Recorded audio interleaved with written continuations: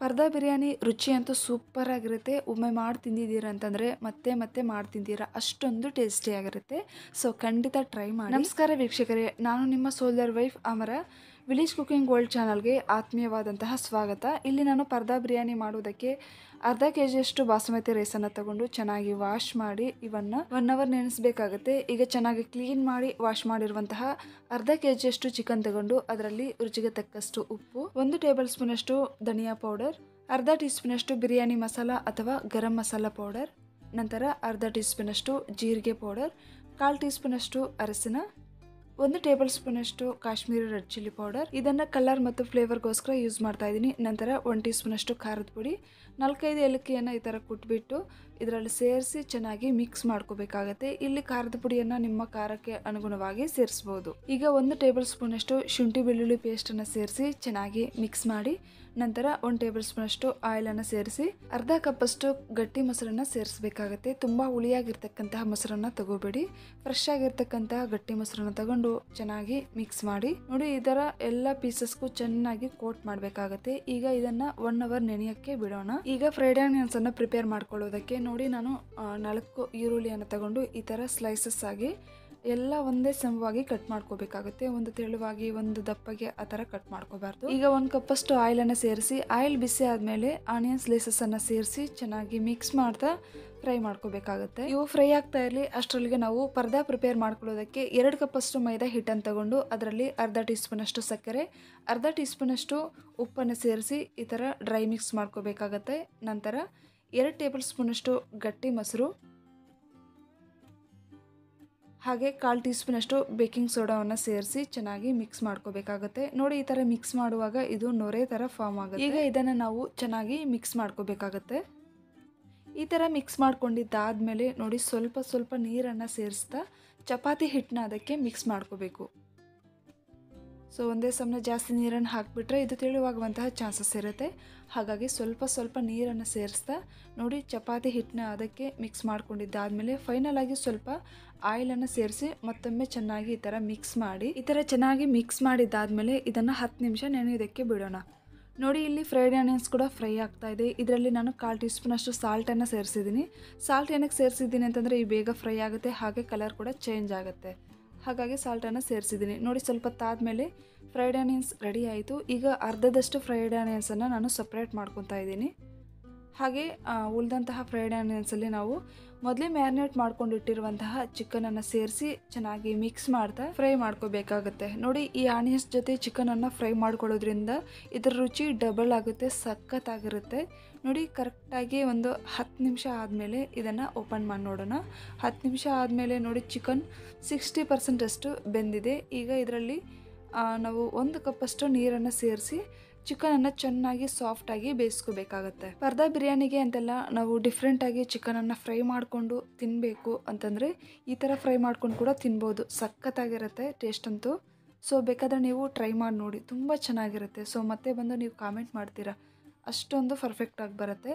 ನೋಡಿ, ಚಿಕನ್ ಎಲ್ಲ ಚೆನ್ನಾಗಿ ಬೆಂದಿದೆ. ಈಗ ಫೈನಲ್ ಆಗಿ ಸ್ವಲ್ಪ ಕೊತ್ತಂಬರಿ ಸೊಪ್ಪು, ಸ್ವಲ್ಪ ಪುದೀನ ಸೊಪ್ಪನ್ನು ಸೇರಿಸಿ ಚೆನ್ನಾಗಿ ಮಿಕ್ಸ್ ಮಾಡ್ಕೊಳ್ಳೋಣ. ಇದು ತಣ್ಣಗಾದ್ಮೇಲೆ ಮತ್ತೆ ಸ್ವಲ್ಪ ಗಟ್ಟಿ ಆಗುತ್ತೆ. ಈಗ ಅರ್ಧ ಟೀ ಸ್ಪೂನ್ ಅಷ್ಟು ನಿಂಬೆ ಹಣ್ಣಿನ ರಸವನ್ನು ಸೇರಿಸಿ ಚೆನ್ನಾಗಿ ಮಿಕ್ಸ್ ಮಾಡಿ ಇದನ್ನು ಒಂದು ಸೈಡ್ಗೆ ತೆಗೆದಿಡೋಣ. ಈಗ ರೈಸನ್ನು ಬೇಯಿಸ್ಕೊಳ್ಳೋದಕ್ಕೆ ಒಂದು ಪಾತ್ರೆಯಲ್ಲಿ ನೀರನ್ನು ಬಿಸಿಯಾಗೋದಕ್ಕೆ ಇಟ್ಟಿದ್ದೀನಿ. ಅದರಲ್ಲಿ 2 ಇಂಚಷ್ಟು ದಾಲ್ಚಿನ್ನಿ ಚಕ್ಕೆ, ಅರ್ಧ ಟೀ ಸ್ಪೂನ್ ಅಷ್ಟು ಶಾಜೀರಿಗೆ, 4-5 ಏಲಕ್ಕಿಯನ್ನು ಈ ಥರ ಕುಟ್ಬಿಟ್ಟು ಹಾಕ್ಕೋಬೇಕಾಗತ್ತೆ, 2 ಬಿರಿಯಾನಿ ಎಲೆ, ನಂತರ 10 ಲವಂಗನ್ನು ಸೇರಿಸಿ ನಂತರ ಸ್ವಲ್ಪ ಕೊತ್ತಂಬರಿ ಸೊಪ್ಪು, ಸ್ವಲ್ಪ ಪುದೀನ ಸೊಪ್ಪು ಹಾಗೆ ರುಚಿಗೆ ತಕ್ಕಷ್ಟು ಉಪ್ಪನ್ನು ಸೇರಿಸೋಣ. ನೋಡಿ, ಈ ಟೈಮಲ್ಲಿ ನಾವು ಉಪ್ಪನ್ನು ಕರೆಕ್ಟಾಗಿ ಹಾಕ್ಕೋಬೇಕಾಗುತ್ತೆ. ಯಾಕಂತಂದರೆ ಮತ್ತೆ ಎಲ್ಲೂ ನಾವು ಉಪ್ಪನ್ನು ಸೇರಿಸೋದಕ್ಕಾಗೋದಿಲ್ಲ.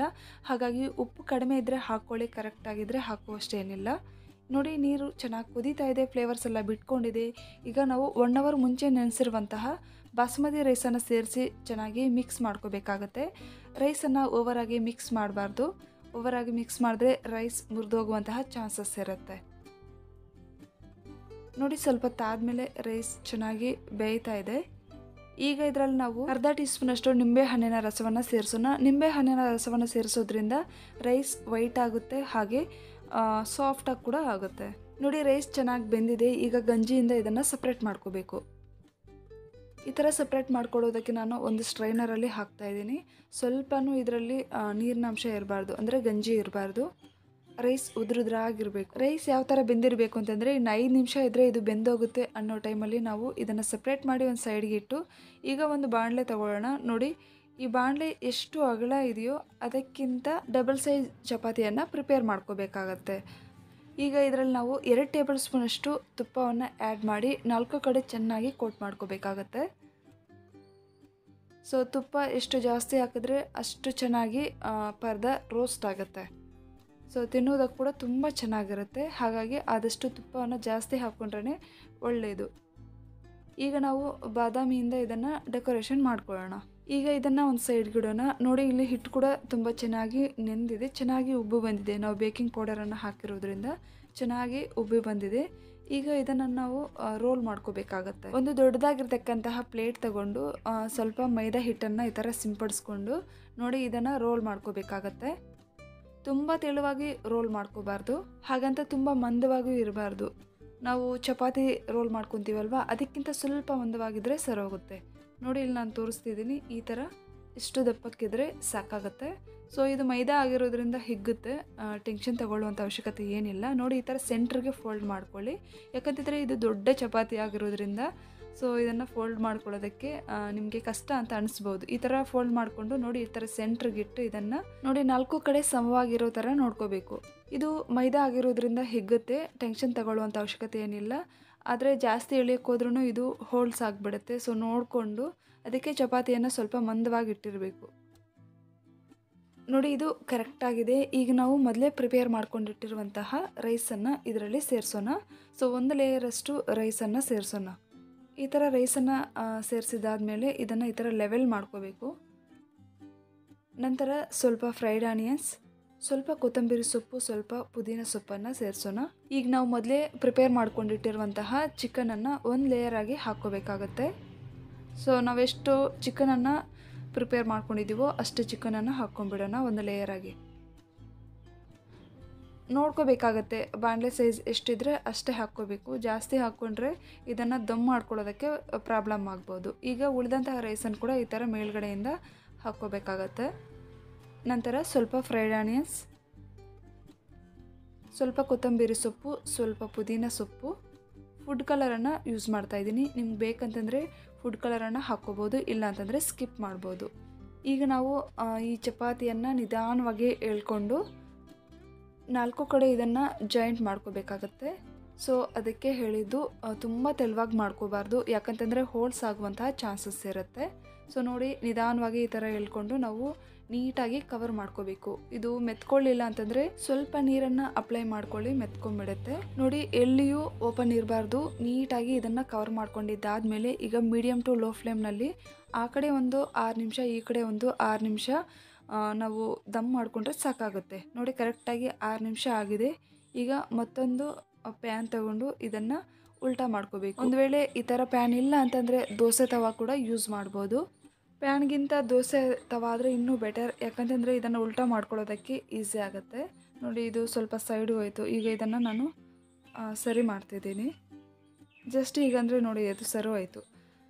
ಈಗ ನಾವು ಇದರಲ್ಲಿ 2 ಟೇಬಲ್ ಸ್ಪೂನಷ್ಟು ತುಪ್ಪವನ್ನು ಸೇರಿಸೋಣ. ಈ ಕಾರ್ನರ್ಸಲ್ಲಿ ತುಪ್ಪ ಸೇರಿಸೋದ್ರಿಂದ ಈ ಪರ್ದ ತುಂಬ ಚೆನ್ನಾಗಿ ರೋಸ್ಟ್ ಆಗುತ್ತೆ. ಸೊ ತಿಂತಾ ಇದ್ರೆ ಇನ್ನೂ ತಿನ್ನೋಣ ಅನಿಸುತ್ತೆ, ಅಷ್ಟೊಂದು ಚೆನ್ನಾಗಿರುತ್ತೆ. ನೋಡಿ, ಕರೆಕ್ಟಾಗಿ 5-6 ನಿಮಿಷ ಆದಮೇಲೆ ಈ ಕಡೆ ಕೂಡ ರೆಡಿ ಆಯಿತು. ಸೊ ಪ್ಯಾನ್ ಕೂಡ ಬಿಟ್ಕೊಂಡಿದೆ ನೋಡಿ ಈ ಥರ. ಈಗ ನಾವು ಇದನ್ನು ಬಿಸಿ ಬಿಸಿಯಾಗಿ ಸರ್ವ್ ಮಾಡ್ಕೊಳ್ಳೋಣ. ಇದನ್ನು ದಮ್ ಮಾಡ್ಕೊಳ್ಳೋದಕ್ಕೆ ಕರೆಕ್ಟಾಗಿ 12 ನಿಮಿಷ ಹಿಡಿಸ್ತು. ನೋಡಿ, ಈ ಕಡೆ ಕೂಡ ಚೆನ್ನಾಗಿ ರೋಸ್ಟ್ ಆಗಿದೆ. ಈಗ ಇದನ್ನು ನಾವು ಉಲ್ಟಾ ಮಾಡಿ ಕಟ್ ಮಾಡಿ ನೋಡೋಣ ಬಿರಿಯಾನಿ ಯಾವ ಥರ ಬಂದಿದೆ ಅಂತ. ಮತ್ತು ಈ ಪರ್ದ ಏನು ವೇಸ್ಟ್ ಆಗಲ್ಲ. ಇದನ್ನು ಶೇರ್ವಾದೊಂದಿಗೆ, ಇಲ್ಲ ಅಂತಂದರೆ ಚಿಕನ್ ಗ್ರೇವಿಯೊಂದಿಗೆ ತಿಂತಾ ಇದ್ದರೆ ಸೂಪರ್ ಆಗಿರುತ್ತೆ. ಸೊ ಒಮ್ಮೆ ಮಾಡಿ ತಿಂದಿದ್ದೀರಂದರೆ ಮತ್ತೆ ಮತ್ತೆ ಮಾಡಿ ತಿಂತೀರ, ಅಷ್ಟೊಂದು ಚೆನ್ನಾಗಿರುತ್ತೆ. ಈ ಪರ್ದ ಕೂಡ ಮೇಲ್ಗಡೆ ಕ್ರಿಸ್ಪಿಯಾಗಿ, ಒಳಗಡೆ ಸಾಫ್ಟಾಗಿ ತಿಂತಾ ಇದ್ದರೆ ತುಂಬ ಚೆನ್ನಾಗಿರುತ್ತೆ. ಸೊ ಇಲ್ಲಿ ನೋಡ್ಬೋದು ಬಿರಿಯಾನಿ ಕೂಡ ಎಷ್ಟೊಂದು ಪರ್ಫೆಕ್ಟಾಗಿ ಬಂದಿದೆಯೋ. ಸೊ ಟೇಸ್ಟ್ ಕೂಡ ಅಷ್ಟೇ ತುಂಬ ಚೆನ್ನಾಗಿರುತ್ತೆ. ಸೊ ಒಮ್ಮೆ ನೀವು ಖಂಡಿತ ಟ್ರೈ ಮಾಡಿ. ಸೊ ನಾನು ಕೂಡ ಫಸ್ಟ್ ಟೈಮ್ ಟ್ರೈ ಮಾಡಿದ್ದು ಈ ಪರ್ದಾ ಬಿರಿಯಾನಿಯನ್ನು ಸಖತ್ತಾಗಿ ಬಂದಿತ್ತು. ಈಗ ನನ್ನ ಫೇವ್ರೇಟ್ ಆಗಿಬಿಟ್ಟಿದೆ ಇದು. ಸೊ ನನ್ನ ಮಾತಲ್ಲಿ ಹೇಳೋದಲ್ಲ, ನೀವು ಒಮ್ಮೆ ಟ್ರೈ ಮಾಡಿ ನೋಡಿ, ನಿಮಗೆ ತುಂಬ ಇಷ್ಟ ಆಗುತ್ತೆ. ಸೊ ಈ ವಿಡಿಯೋ ಇಷ್ಟ ಆದರೆ ಲೈಕ್ ಮಾಡಿ, ಹಾಗೆ ನಿಮ್ಮ ಫ್ಯಾಮಿಲಿ ಫ್ರೆಂಡ್ಸ್ಗೆಲ್ಲ ಶೇರ್ ಮಾಡಿ. ಈ ಚಾನಲನ್ನು ಪ್ಲೀಸ್ ಸಬ್ಸ್ಕ್ರೈಬ್ ಮಾಡಿ ಸಪೋರ್ಟ್ ಮಾಡಿ ಫ್ರೆಂಡ್ಸ್. ನೆಕ್ಸ್ಟ್ ನಾನು ಒಂದು ಒಳ್ಳೆ ರೆಸಿಪಿಯೊಂದಿಗೆ ಭೇಟಿಯಾಗೋಣ. ಅದುವರೆಗೂ ಧನ್ಯವಾದಗಳು.